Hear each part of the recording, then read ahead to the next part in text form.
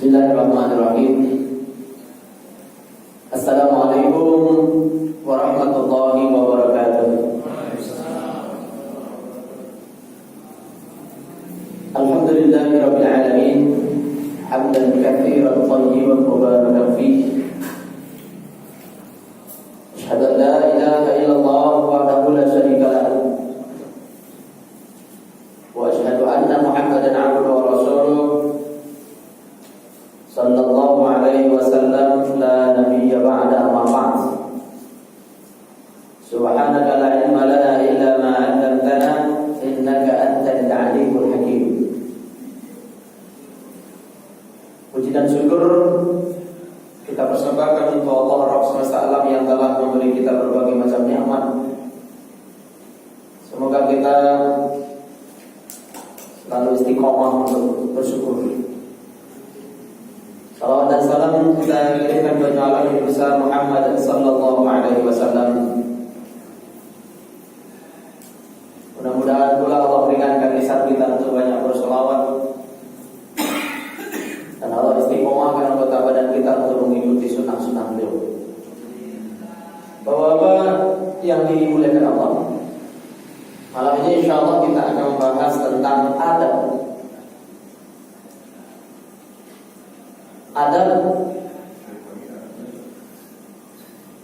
Kadang disebut juga dengan akhlak, etika, sopan santun. Para ulama salafus saleh menekankan betul al-adabu qabla al-ilmi, adab sebelum ilmu. Al-Imam Malik pernah suatu ketika menasihati seorang anak muda, "Allama al-adaba qabla an tata'allama al-ilma."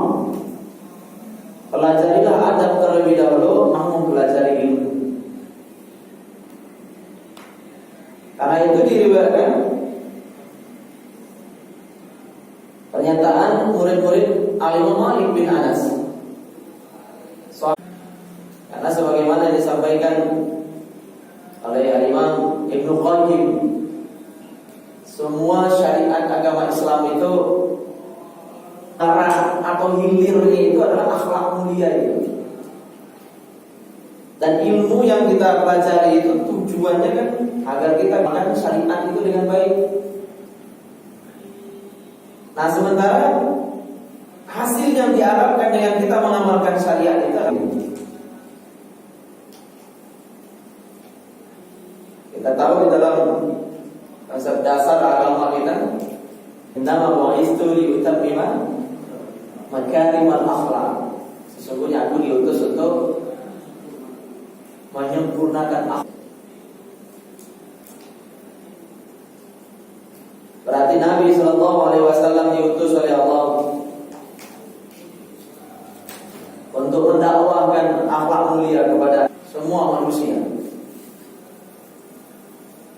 Nah, secara konsep dasarnya, akhlak itu kan sering dimaknai sesuatu muncul dari dalam diri kita secara spontan gitu ya, tanpa butuh pertimbangan lama. Kata Al-Imam Al-Ghazali, akhlak itu seakan dengan kata khalaqa, mencipta. Ketika Allah ingin mencipta sesuatu, cukup mengatakan kun fayakun, jadi maka jadilah. Jadi tanpa butuh pertimbangan makhluk. Akhlak pun begitu. Segala sesuatu yang keluar dari dalam diri kita secara spontan tanpa butuh banyak pertimbangan, maka akhlak itu ada dua, ada akhlak mahmudah, ada akhlak mazmumah. Ada yang mulia, ada yang tercela. Karena ketika mengalami sesuatu atau menghadapi sesuatu, respon orang itu bisa baik, bisa buruk. Nabi ingin respon kita dalam segala hal itu baik. Bahkan saat kaget sekalipun, respon kita harus baik. Nah, pada malam ini Bapak-bapak, sedikit kita ingin melihat beberapa ada orang yang sakit. Kemudian berikutnya ada orang yang menghadapi sakaratul maut. Jadi ada dua hal yang akan kita dalami. Yang pertama ada orang yang sakit, rela terhadap qada dan qadar Allah, sabar dan berprasangka baik kepada ketentuannya, ridho terhadap qadar Allah, segala sesuatu yang sudah ditetapkan Allah untuk kita. Ridho itu artinya senang, rela, kemudian memasrahkan diri kita 100% kepada Allah. Kita menerima ketentuan Allah itu dengan senang hati, karena sehat dan sakit itu dua-duanya sama kepada Allah. Nah, ini harus kita ikhtiarkan. Kita menerima sakit sesenang kita menerima sehat. Jangan sampai kemudian kita hanya menerima sehat dengan senang hati. Ketika kita diuji dengan sakit, kita sakit hati, bukannya senang hati. Jadi takdir Allah itu baik atau buruk yang diujikan kepada kita, kita harus berikhtiar menerimanya dengan senang hati. Nah, kalau kita udah seperti itu, Pak, insya Allah Allah akan ridho kepada kita. Mani bertabari, siapa saja yang selalu berusaha mencari ridho Allah ya, dalam setiap momen hidupnya, dia selalu mengaitkan aktivitas hidupnya itu dengan Allah. Pokoknya orientasinya itu Allah gitu ya. Radhiyallahu anhu, maka Allah akan ridho kepadanya. Maka ketika bapak-bapak atau anggota keluarga kita nanti diuji dengan sakit, berikhtiarlah untuk menerima takdir sakit itu dengan ridho, dengan senang hati. Kemudian yang kedua, berobat dengan sesuatu yang mubah. Tidak boleh berobat dengan yang haram, atau berobat dengan sesuatu yang merusak akidah, seperti berobat ke dukun. Itu ada obatnya. Illal haram, kecuali penyakit. Kemudian fatadawa wala tadawa biharamin. Maka oleh karena itu berobatlah kalian, dan berobat dengan yang haram. Kenapa nggak boleh berobat dengan yang haram? Karena Allah nggak mungkin menjadikan sebab kesembuhan kita itu pada sesuatu yang diharamkan. Karena Allah yang menciptakan penyakit, menciptakan obatnya, dan Allah nggak mungkin menjadikan sebab kesembuhan kita itu pada sesuatu yang Dia haramkan. Nah, ini penting untuk kita jaga adab ini, Pak. Seberat apapun sakit kita nanti ya, sebanyak apapun orang yang memprovokasi kita agar berobat dengan yang haram atau mendatangi dukun, kita harus tegas mengatakan tidak, karena kita tidak mau menyakiti Allah. Karena kita tidak tahu, siapa tahu sakit kita itu adalah penyebab kematian kita ya. Nah, jangan sampai kemudian kita mati dalam keadaan menyakiti Allah ya. Nah, kalau kita meninggal dalam keadaan bermaksiat kepada Allah, kan namanya su'ul khatimah. Sementara yang kita impikan dan kita idamkan serta kita memohonkan kepada Allah setiap saat itu husnul khatimah, akhir yang baik, atau kematian yang indah gitu. Keadaan kita saat meninggal itu baik, waktunya baik, tempatnya baik, itu yang kita inginkan, Pak. Keadaan baik itu maksudnya mati dalam keadaan taat, tidak dalam keadaan maksiat. Nah, terus kita tergoda untuk berobat dengan yang haram atau datang ke dukun, berarti kan keadaan kita sedang tidak baik. Nah, kita ingin mati dalam keadaan baik, dalam keadaan taat kepada Allah, dalam keadaan sedang mencari ridho Allah. Saya sepekan yang lalu Pak, berkesempatan nungguin ibu saya di rumah sakit Jamil Padang, karena beliau juga diuji oleh Allah dengan ujian yang berat. Dan ketahuan itu baru 2 bulanan ini Pak. Ternyata kemarin hasil biopsinya divonis sama dokter udah stadium 4.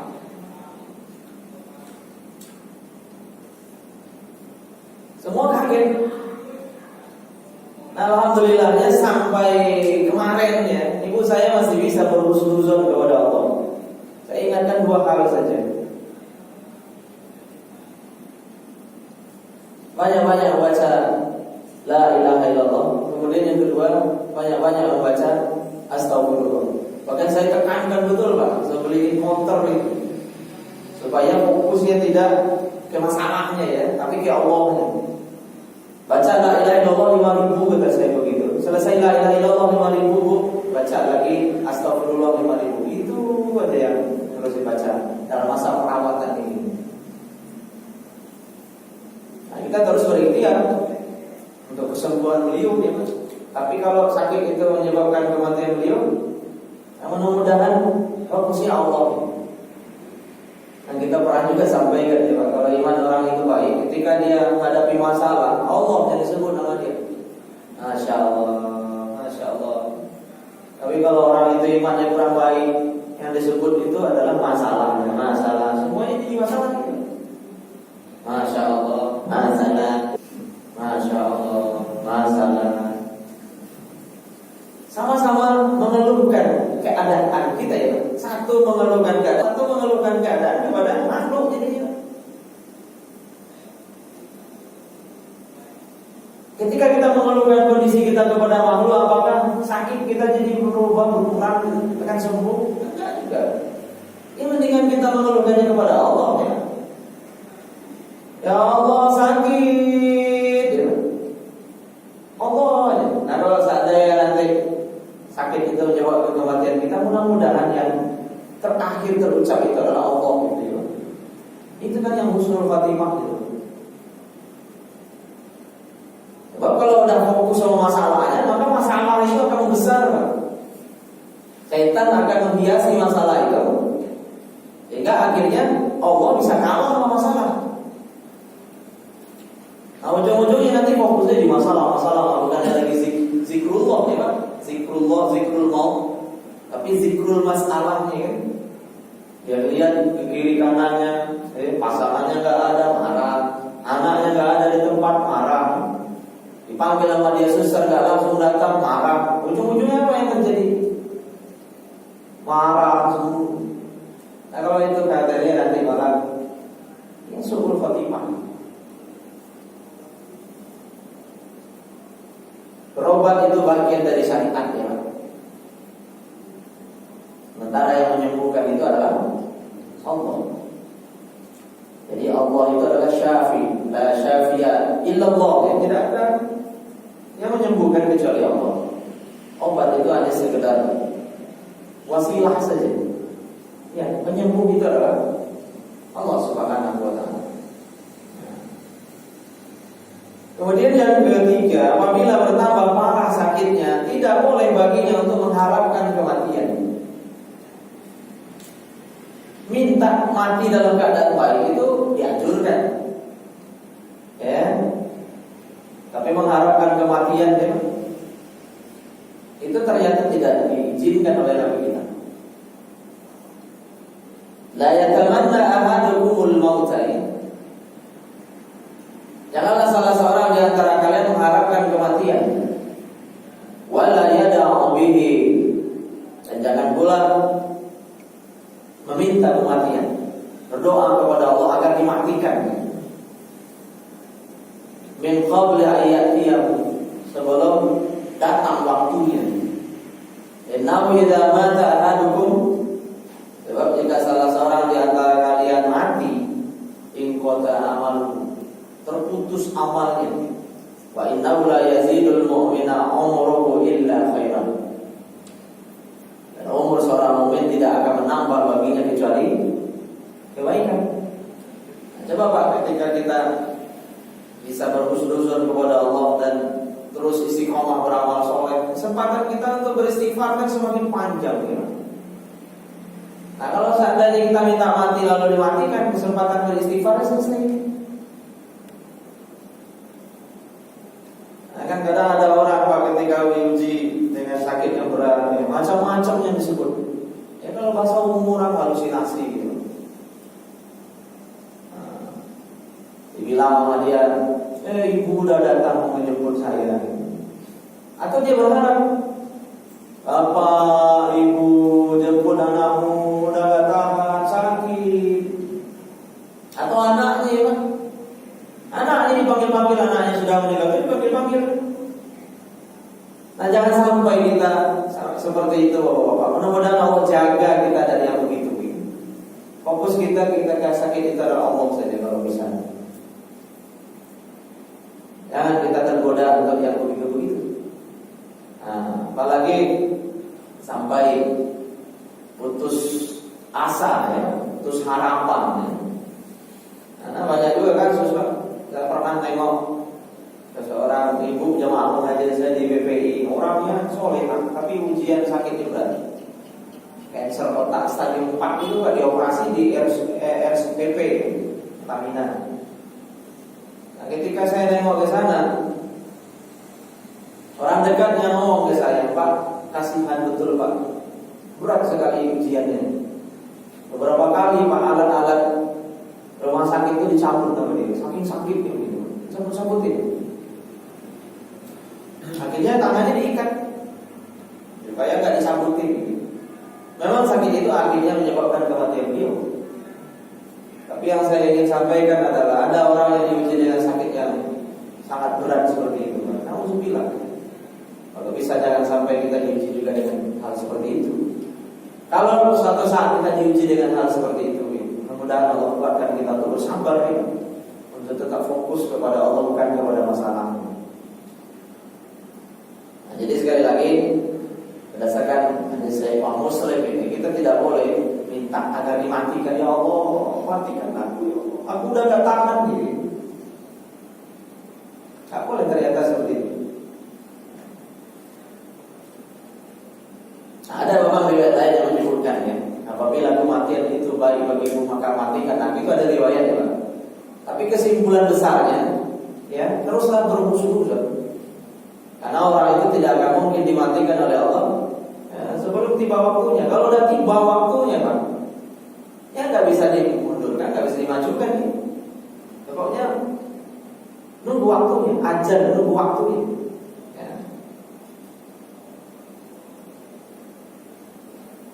Nah hendaknya seorang muslim berada antara khauf dan roja.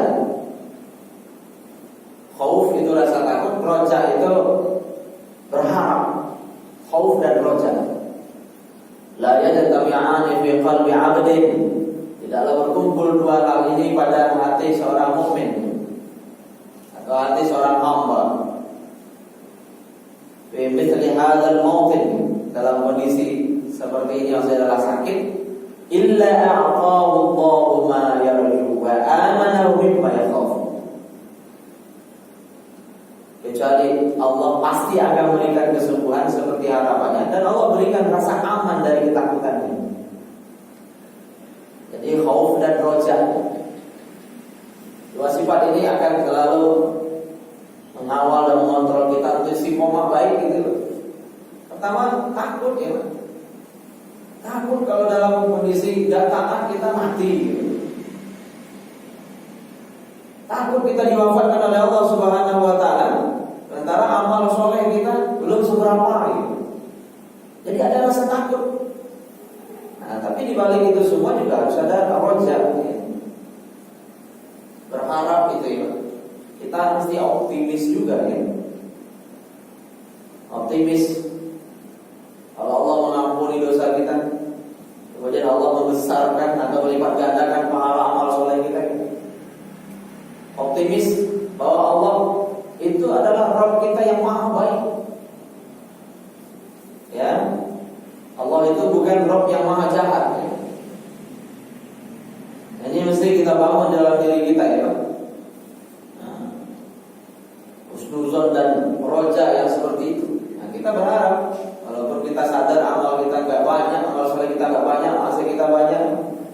Tapi kita berharap, mohon kepada Allah agar bisa masuk Firdaus ya, bersanding sama baginda Nabi Sallallahu Alaihi Wasallam.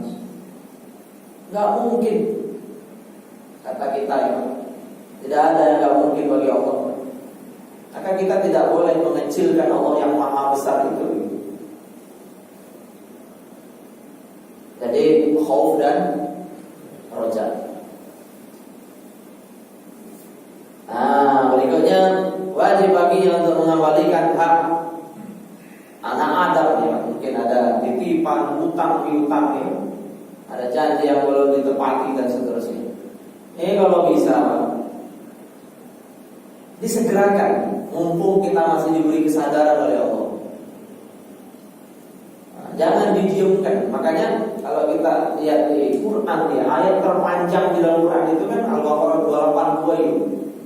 Itu berhubungan dengan hutang piutang ya. Berhubungan dengan ekonomi, satu halaman penuh gitu kan.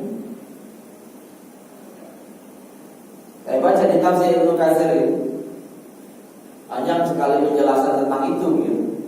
Banyak masalah yang muncul tentang urusan dunia dan akhirat itu yang diakibatkan hutang piutang itu. Maka kalau bisa ketika bapak-bapak berhutang ini, tuliskan dan disaksikan. Jangan sampai ada hutang kita yang nggak diketahui oleh siapapun gitu. Nah, kalau kita merasa kita nggak enak sama istri mungkin atau anak-anak, ya di masjid ini kan ada orang-orang baik, ada Ustaz Soleh, ada Pak Adi dan sebagainya. Silakan curhat, silakan kasih tahu, Pak saya punya hutang sama si bulan. Saya nggak mau kasih tahu istri saya, kalau istri saya tahu, takutnya nanti muncul masalah di keluarga. Nah, ketika nanti Bapak meninggal, ada orang yang insya Allah saya membantu melunasi ya.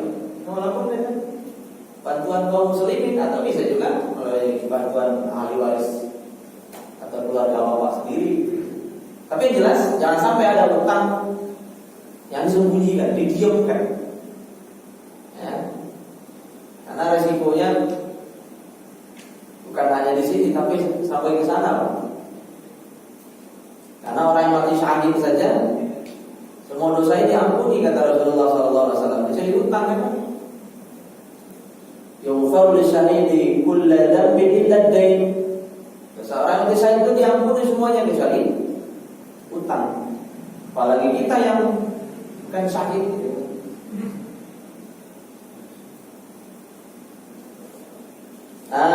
Berikutnya hendaknya bersegera untuk berwasiat sebelum datang tanda-tanda kematian.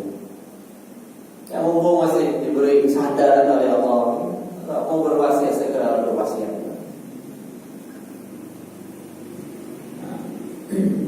Dalam hadis Imam Al-Bukhari disebutkan, tidak sepatutnya bagi seorang muslim yang masih memiliki sesuatu yang akan diwasiatkan untuk tidur 2 malam kecuali wasiatnya sudah tertulis di dekatnya. Nah, kalau mau wasiatkan sesuatu berdasarkan dalil ini disuruh tulis sama Pak. Jangan hanya sekedar ngomong bicara gitu. Nah, kalau hubungannya dengan harta, wasiat ini kan ditujukan kepada selain ahli waris ya. Kalau yang berhubungan dengan harta. Nah, kalau untuk ahli waris namanya ya hibah. Kalau seandainya ditunaikannya sebelum kematiannya. Nah, kalau nanti setelah kematian itu namanya waris ya.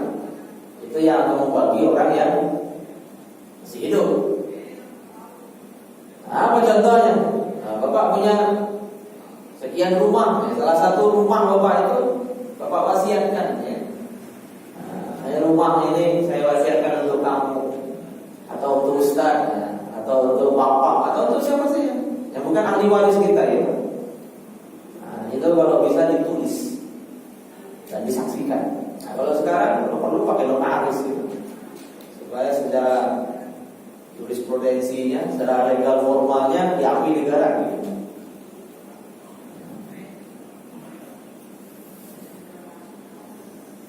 Nah, berikutnya Bapak-bapak, ada menjelang dan saat kematian. Pesan umum yang disampaikan Nabi di saat sebelum kematian beliau. Riwayat ini panjang, tapi saya kutip sebahagian saja. Inna lil mauti sakaratin. Sesungguhnya setiap kematian itu ada sakaratnya. Kalau kita baca pembahasan ulama tentang sakarat itu, terjemahannya kan macam-macam ya. Tapi kalau kita lihat arti sakar, ya, sakar atau sukar, itu mabuk artinya. Ma'askaro, kathiruhu faqaliluhu haramun. Apa yang banyak memabukkan, sedikit itu juga haram. Ini kaitannya dengan khamar ya. Nah, ketika orang menghadapi sakarat itu mata sudah tidak melihat dengan jelas, telinga sudah tidak mendengar dengan terang, ya, lisan juga sudah tidak bisa bicara. Orang mabuk kan seperti itu ya. Mata tak melihat, telinga tak mendengar, lisan tak bisa bicara. Nah, setiap kematian itu ada sakaratnya. Ada yang cepat, ada yang sedang, ada yang lama sakaratnya.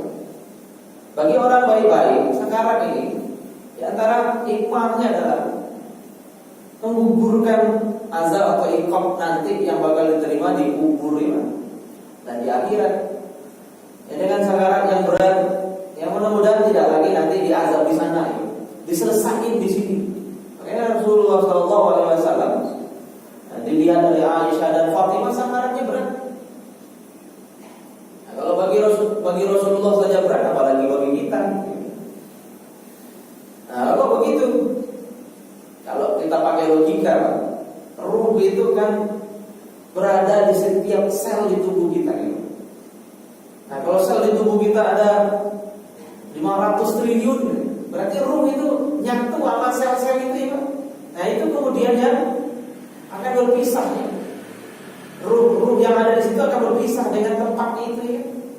Ini secara logika ya, wajar kalau sakit. Tapi kita harus berhusnuzon. Saya tulis juga ya. Kita harus berhusnuzon bahwa kematian orang yang beriman itu adalah kematian yang indah. Karena ketika orang beriman mau meninggal dunia, malaikat datang dan duduk di atas kepala kiri. Ini sebutkan seperti itu. Itu bahkan bahasanya tidak dicampur, Pak. Tapi apa? Ayyatuhan nafsul thayyibah, wahai jiwa yang baik, ukhruji, keluarlah ila maghfiratin minallahi wa ridwanin, menuju ampunan Allah dan keridhaannya. Kalau dicampur itu kesannya kan dicampur dulu. Tapi disuruh keluar dulu. Karena ada tiba ajal gitu. Nah, jadi bagi orang yang beriman, kita harus membangun cara berpikir, mindset positive thinking ya, bahwa kematian orang yang beriman itu indah, Pak. Akan ada penjelasan menarik ketika mengurai surat Al-Hasyr ayat yang ke-18 itu. Di situ kan disebutkan maqad dalam istiqadah gitu ya, Pak. Apa yang sudah kamu siapkan untuk menghadapi hari esok. Di tafsir Al-Quran Al-Azim, hari esok itu kan disebutkan hari kiamat. Tapi hari esok itu kan maknanya luas sekali, Pak. Bisa besok, bisa lusa ya. Bisa juga kematian, bisa juga kiamat. Tapi itu juga bisa dihubungkan dengan apa namanya, Pak? Dengan kebiasaan kita dalam budaya Indonesia, pulang kampung gitu. Jadi mati itu kan ibarat pulang kampung. Kalau ada orang ditanya kapan mudik, ya, kapan pulang kampung, terus ada yang nggak jawab, yang ditanya itu nggak jawab, insya Allah besok pagi, dengan senyum dan riang gembira dia menjawab. Nah, kenapa dia bisa menjawab dengan tersenyum dan riang gembira? Karena semua perbekalan sudah siap. Apa-apa yang akan dia bawa ke kampung itu sudah siap. Nah, harusnya kita menghadapi kematian itu juga seperti itu, Pak. Sesenang kita pulang kampung, karena kan mati itu kan pulang kampung. Makanya di dalam kalimat istirja itu kan inna lillahi wa inna ilaihi raji'un. Kita milih Allah dan kita akan kembali kepada Allah. Kita datang dari Allah ya, sedang berada dan hidup dulu di Allah, dan satu saat nanti akan kembali kepada Allah. Berarti kan dari Allah ke Allah. Kita datang dari Allah akan kembali kepada Allah. kita menangis orang tersenyum nih Pak.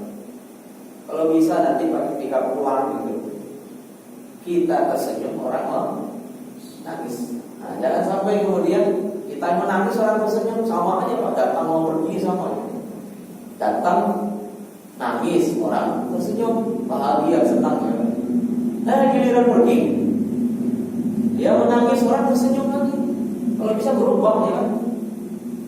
Ketika pulang nanti kita tersenyum, orang lain menangis. Artinya kita husnul khotimah, meninggal dalam keadaan baik. Jadi kematian itu adalah pulang kampung. Pulang kampung itu adalah salah satu momen yang paling menyenangkan. Kalau bisa kematian kita menjadi sebuah kematian yang indah, kematian yang menyenangkan. Nah, beberapa adab saat sakaratul maut itu ya Pak. Hendaknya keluarga menasihati agar memperbanyak taubat ketika mulai berat. Ingatkan untuk banyak bertaubat, banyak beristighfar, banyak membaca zikir, terutama tahlil. Ketika dia masih bisa diajak bicara, berarti kan masih bisa taklim. Nah, kalau udah talqin itu udah nggak bisa diajak bicara itu. Kalau talqin itu kan menuntun. Kalau taklim kan kita mengajarkan sesuatu, dia masih bisa respon gitu Pak. Ayo Pak ucap, ayo Pak banyak istighfar, ya insyaallah saya istighfar. Ini kan masih ada dialog. Tapi kalau udah talqin itu udah enggak ada respon. Dia udah tidak bisa berkomunikasi dengan kita. Kita hanya menuntunnya supaya mengucapkan yang baik. Nah, kemudian diingatkan terus agar menerima takdir, karena siapapun pasti akan mati ya. Kemudian berikutnya berbaik sangka kepada Allah. La yamutunna ahadukum illa wa huwa yuhsinu billahi dzann. Janganlah salah seorang di antara kalian meninggal kecuali berbaik sangka kepada Allah. Harus berusaha untuk berbaik sangka. Nah, yang berikutnya segera menunaikan kewajiban utang ya. Tadi sudah disampaikan juga. Yang ketiga, sebisa mungkin ada di antara keluarga yang menjaga beliau. Jadi tidak ada kekosongan ya. Sehingga jika sewaktu-waktu beliau mau meninggal, ada yang mentalkin ya, menuntunnya untuk mengucapkan la ilaha illallah. Nah, Nabi besar lakinu mautakum la ilaha illallah. Talkinkan ya, orang yang mau meninggal dengan ucapan la ilaha illallah. La ilaha illallah.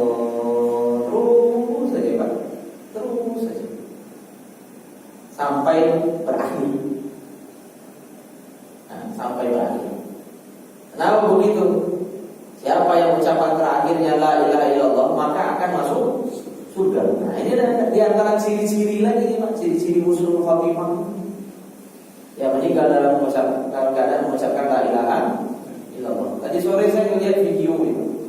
Seorang guru lagi ngajar ditutup dengan la ilaha illallah. Udah mulai berasa berat, la ilaha illallah. Hebat sekali meninggal. Jadi kata-katanya benar-benar la ilaha illallah. Apakah mungkin kita mengucapkan ini? Insya Allah kita harus susun. Makanya dari sekarang kita berlatih. Karena orang itu akan mengakhiri hidupnya sebagaimana dia membiasakan sesuatu. Kalau dia membiasakan kebaikan, insya Allah akhirnya kebaikan. Di dalam hadis Bukhari juga, innamal a'malu bil khawatim. Sebenarnya amal tergantung akhir itu kan. Hadis populer kan innamal a'malu binniyati. Ada hadis yang menyebutkan semua amal itu tergantung akhirnya. Maka supaya orang yang lagi sakarat itu akhirnya baik, ya kita bantu dia untuk mengucapkan yang baik. Nah, berikutnya banyak mendoakan dengan husnul khotimah ya. Khususnya ketika sakaratul maut. Dan tidak mengucapkan pada saat itu kecuali ucapan yang baik. Nah, makanya orang-orang yang enggak kuat imannya, enggak kuat mentalnya, kalau bisa jangan berada dulu di situ ya Pak. Kan ada aja kadang Pak manggil ya Pak. Bapak jangan tinggalin aku. Istrinya juga mau gitu meninggal dulu. Padahal di saat itu kan bantuan la ilaha illallah. Idza hadartumul marid, apabila kamu menghadiri atau menengok orang sakit, awil mayyit atau orang yang mau meninggal, faqulu khairan, maka adalah mengatakan yang baik-baik. Fa innal malaikata yu'minuna ala ma taqulun, karena malaikat mengaminkan apa yang kamu katakan. Jadi kita disuruh mengucapkan yang baik-baik. Karena kan nggak mungkin juga semuanya ikut menuntut untuk mengucapkan la ilaha illallah. Ada sebagian yang berdoa mohon kebaikan untuk yang bersangkutan. Nah, ada pun membaca Al-Quran atau surat Yasin ketika orang mau meninggal, maka tidak ada hadis yang sahih tentangnya.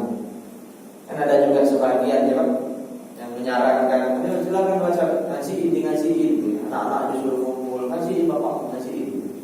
Nah, yang ada dalil itu adalah mengucapkan la ilaha illallah.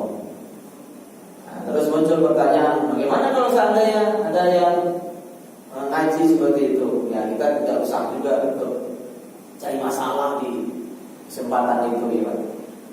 Biarkan saja, tapi ingatkan, setelah kamu nanti baca Quran, doakan.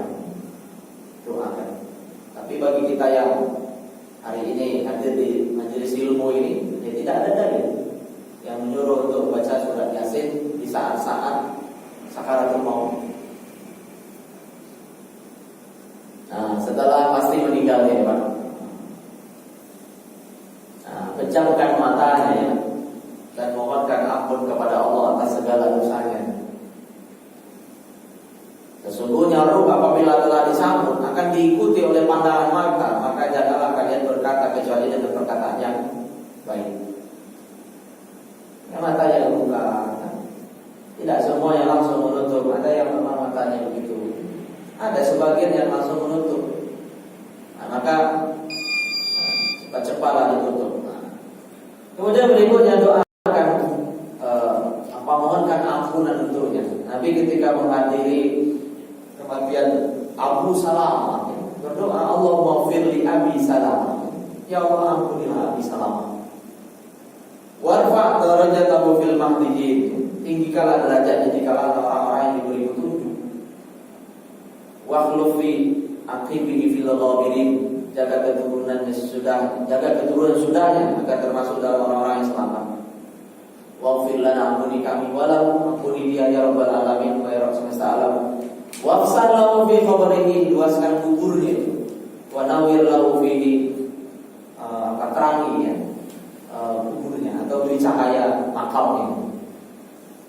Ya, ketika kita tidak hafal doa ini, yang jelas pesan utamanya ya, memohonkan ampunan ya, mohonkan ampunan. Ya. Di sini jelas disebut nama nih, kalau bisa sebut nama nih.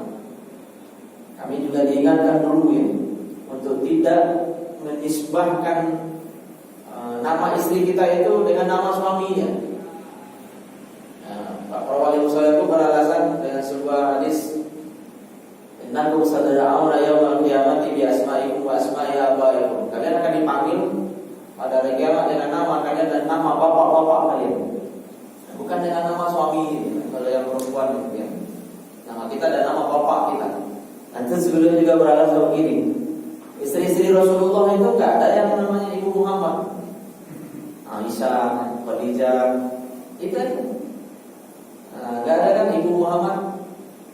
Maka kalau bisa kata dia, kalau mau menasab menisbahkan nama istri itu ya ke nama bapak, bukan ke nama kita. Ya bukan Ibu Harfah, namanya aja. Jadi sebagian masyarakat kita gitu ya, dikenalkan nama suami ibu, padahal dari sisi dalilnya sih tidak ada itu. Nah, ucapkan istighfar, inna lillahi wa inna ilaihi raji'un. Tempatkan di tempat yang aman, kemudian palingkan jenazah, tutup seluruh badannya dengan kain sebagai penghormatan agar tidak kelihatan auratnya. Katupkan mulutnya, yang berita kematiannya kepada yang lain ya. Segera udah lunasi utang-utangnya. Tadi kan proses udah 3 kali ya, saat sakitnya, kemudian sakaratnya, kemudian ketika setelah pasti meninggal juga harus disegerakan. Nah, kenapa utang harus dilunasi dan disegerakan?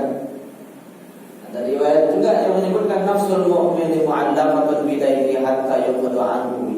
Jiwa seorang mukmin terikat dengan hutang hingga dilunasi, hingga dibayar. Belum bisa disegerakan, Pak. Sekecil apapun hutang kita itu. Sampai ada yang menghalangi kita nanti ketika akan bertemu dengan Allah Subhanahu wa taala. Nah, diperbolehkan untuk membuka dan mencium wajah mayit. Aisyah radhiyallahu anha berkata, aku melihat Rasulullah sallallahu alaihi wasallam mencium Utsman bin Ma'zun, wa huwa mayyitun. Ketika beliau sudah meninggal, hatta ra'aitu dumu'a tasil, hingga aku melihat beliau mengalirkan air mata. Ini boleh mencium mayit tidak? Tidak dilarang. Nah, kemudian berikutnya sebagai bagian akhir dari pertemuan kita malam ini, bersegeralah untuk urus jenazah ini. Jangan ditunda-tunda. Asri'u bil janazati, segeralah pengurusan jenazah. Fa in kanat sholihatan, ini alasannya ya. Fa in kanat sholihatan qarrabatumuha ilal khairi. Jika dia orang baik, maka kamu telah mendekatkannya kepada kebaikan, masuk surga. Dia akan segera mendapatkan nikmat dari Allah. Ya, memang di barzakh, tapi bahagian dari nikmat surga akan dia dapatkan. Dia berikutnya, apabila dia orang jahat, maka kamu telah berlepas diri dari melihat kejahatannya. Misalnya orang jahat meninggal, ya, kalau lama, kalau ditunda-tunda, ya, orang kan akan terus mempergunjingkan dia, apalagi ada aib yang terlihat. Tapi kalau udah segera dimakamkan, selesai sudah. Ada orang nggak baik meninggalnya, misalnya ketabrak motor, ya, itu kan orang pasti heboh, diomongin terus. Nah, namanya orang kecelakaannya pasti akan melihat akan terjadi hal-hal yang tidak diinginkan, darah keluar dari telinga, dari hidung. Itu kan fitnahnya dahsyat. Wajar kalau begitu, darahnya malah semakin banyak. Jahat sih ya. Dengan mensegerakan itu orang akan berhenti juga mempergunjingkan untuk bicara dan. Nah, ini keutamaan bagi yang bersemangat ikut serta menyelenggarakan jenazah, ya Pak. Siapa yang menyaksikan jenazah serta turut menyolatkannya, ya, maka dia akan mendapatkan 1 qirat. Siapa yang ikut menyelenggarakan jenazah sampai dimakamkan, maka dia akan mendapatkan 2 qirat. Lalu ada yang bertanya, wa mal qiratan? Apakah yang dimaksud dengan 2 qirat itu ya Rasulullah? Nabi kita menjawab, mithlu jabalainil azimain, seperti 2 gunung yang besar. Nah, di riwayat lain disebutkan mithlu jabalil Uhud. 1 qirat itu mithlu jabalil Uhud. Makanya dulu ketika Pak Ali Yusuf menjelaskan di sini, karena Nabi tinggal di Madinah, maka diambillah contohnya itu Gunung Uhud. Kalau dia tinggal di Jogja, Gunung Rapi. Kalau dia di Nepal sana, di India, ya Gunung Everest. Intinya pahalanya sangat besar, ya. Nah, Nabi sudah menganalogikan seperti itu, ya Pak. Bainal Madinah wa Sana'a, ya. Jadi saking jauhnya, ya, antara Madinah dan Sana'a, ya. Kira-kira begitu. Tapi ingat Pak, di hadis ini disebutkan sampai sholat. Berarti kalau seandainya cuma tengok doang nggak ikut sholat, kan nggak dapat 1 qirat. Dapat pahala insya Allah pasti, tapi nggak sampai dapat 1 qirat. Nah, kalau bisa takziah itu sampai ikut bersolatkan, Pak. Sabarlah sebentar ikut bersolatkan. Atau ada juga strategi, ya Pak. Bapak perkirakan sholatnya berapa, Bapak izinnya di kantor itu kira-kira bisa ikut bersolatkan. Habis itu balik lagi. Kalau mau mendapatkan 1 qirat, ya. Nah, kalau mau dapat 2 qirat, ya izin seharian gitu, Pak. Ke kantor izin seharian, nah, dapat 2 qirat. 2 pahala yang sangat besar, ya. Sangat besar. Ini motivasi disampaikan di hadis Bukhari nomor 1200 pokok. pasti untuk kita semua agar ikut serta menyelenggarakan jenazah saudara-saudara muslim kita ya. Walau fardu kifayah ya, tapi keutamaan untuk setiap orang yang ikut menyelenggarakan jenazahnya dapat keutamaan yang besar seperti ini. Itu saja Bapak-bapak. Beberapa hal yang bisa saya sampaikan terkait dengan adab sakit dan adab ketika menghadapi sakaratul maut.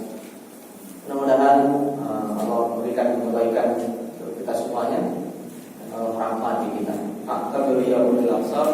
Subhanakallahumma wa bihamdika asyhadu an la ilaha illa anta astaghfiruka wa atubu ilaik. Assalamualaikum warahmatullahi wabarakatuh.